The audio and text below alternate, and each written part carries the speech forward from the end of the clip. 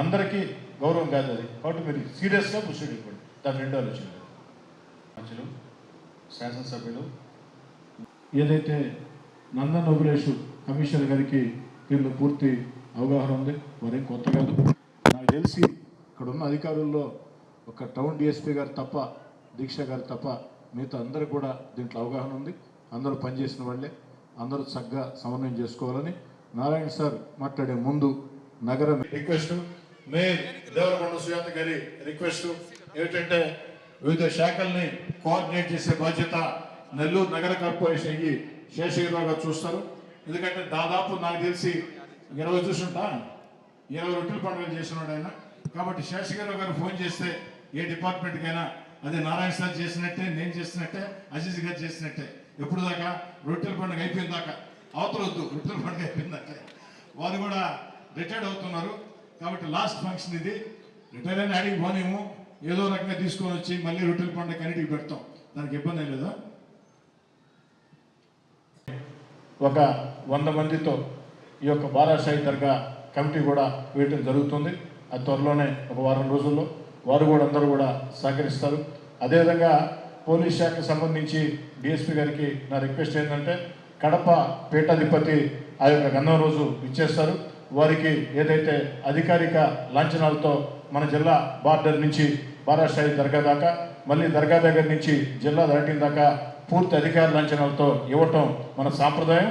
అనేక సంవత్సరాలుగా ఇది వస్తుంది. దాన్ని కూడా కొంచెం కాస్త మన ఈద్గా కమిటీ నాయకులు అజీజ్ గారు అందరూ కోఆర్డినేట్ చేసుకుంటారు. కాబట్టి దానికి కూడా సహకరించి వారిని గౌరవంగా తీసుకొని వచ్చి గౌరవం పంపించే బాధ్యత కూడా పోలీస్ శాఖ అని చెప్పని ప్రధానంగా తెలియజేస్తున్నా. ఇంకేమైనా డిపార్ట్మెంట్స్ ఏమైనా ఉన్నాయమ్మా? ఇరిగేషన్ అయిపోయింది, ఎలక్ట్రిసిటీ అయిపోయింది, కార్పొరేషన్ అయిపోయింది, పోలీస్ అయిపోయింది. ఇంకేమైనా డిపార్ట్మెంట్స్ ఏమైనా ఇంపార్టెంట్ ఏంటంటే ఫిషరీస్ అయిపోయింది, గజేతగాళ్ళు, డిఎంఎండ్హెచ్ఓ మెడికల్ అండ్ హెల్త్ అయిపోయింది, టూరిజం వచ్చినారమ్మా. ఏ అమర్ ఏం చేస్తున్నావు స్పెషల్ ఈసారి? బోట్లు ఏం చెప్తున్నావా? 3 బోట్లా? బాగా తిప్పాలి బోట్లు. ఓకేనా? రైట్. నీకు చెప్పేది ఏమైనా చూసుకుంటావు కదా, ఒక 6-7 చూసుకుంటావా? Very good. నీకు చెప్పలే, జాగ్రత్తగా చూసుకో. కూడా ఆ సీసీ కెమెరా 2019లో నేను ఇదే శాఖ మంత్రిగా ఉన్నప్పుడు ఫస్ట్ ఇక్కడికి నేను అజీజ్ గారు రావటం చూడటం. ఆ రోజు పరిస్థితి మీకు అందరికీ తెలిసిందే. ఇప్పుడే అజీజ్ గారు చెప్పారు. టాయిలెట్స్ అంటే ఎలానో, యూరిన్ అంటే దాంట్లోనే పోసేవాడు. భయంకరంగా వాటర్ ఉండేది. అట్లాంటి దాన్ని యాక్చువల్గా ఏంటంటే ఆ రోజు దీని మీద స్పెషల్ డ్రైవ్ పెట్టి వాటర్ క్లీన్ చేయటం. ఫస్ట్ ఇయర్ అయితే వాటర్ క్లీన్ చేయడానికి ఫస్ట్ ప్రయారిటీ ఇచ్చాం. సెకండ్ ఇయర్కి వచ్చేళ్ళకి కొంత ఘాటు కట్టాం. థర్డ్ ఇయర్కి ఇంకొకరు ఘాటు కట్టాం. ప్యారలల్గా ఇక్కడ ఫస్ట్ ఇయర్ బయట నుంచి టాయిలెట్స్ తెప్పించాం, మొబైల్ టాయిలెట్స్. సెకండ్ ఇయర్కి కొన్ని కట్టాం, థర్డ్ ఇయర్కి కొన్ని అటు ఫేజ్ మేనర్గా 5 సంవత్సరాలు చేసాం. అయితే గత 5 సంవత్సరాలు శ్రీధర్ రెడ్డి గారు కూడా వారి వంతు ప్రభుత్వం దీనికి స్పెషల్ ఫండింగ్ పోయిన లాస్ట్ 5 ఇయర్స్లో వారు మ్యాక్సిమం అనేక సోర్సుల్లో కొంత డెవలప్ చేశారు. మళ్ళీ ఈ ప్రభుత్వం వచ్చిన తర్వాత మళ్ళీ దీనికి కొంత ఫండ్ రాష్ట్ర ప్రభుత్వం యాక్చువల్గా గవర్నమెంట్ ముఖ్యమంత్రి గారు ఒక 5 కోట్లు శాంక్షన్ చేయడం జరిగింది. అదే కాకుండా మున్సిపల్ కార్పొరేషను మన వర్క్ బోర్డ్ చైర్మన్ ఆయన డబ్బులు బాగివచ్చు కానీ మొత్తం మీద ఒక సుమారుగా 10 కోట్లతో దీని వర్క్ను టేకప్ చేసేటట్టుగా మొదలుపెట్టారు. అటు శ్రీధర్ రెడ్డి గారు ఎమ్మెల్యే గారు వర్క్ బోర్డ్ చైర్మన్ ఇద్దరు ఆ డిజైన్స్ అన్నీ ఫైనలైజ్ చేసి టెండర్ కూడా పిలిచినట్టున్నారు. దాన్ని వీలైనంత తొందరలో కంప్లీట్ చేయండి. ఎందుకంటే 2014-19 వేసిన కాలమ్స్ అవి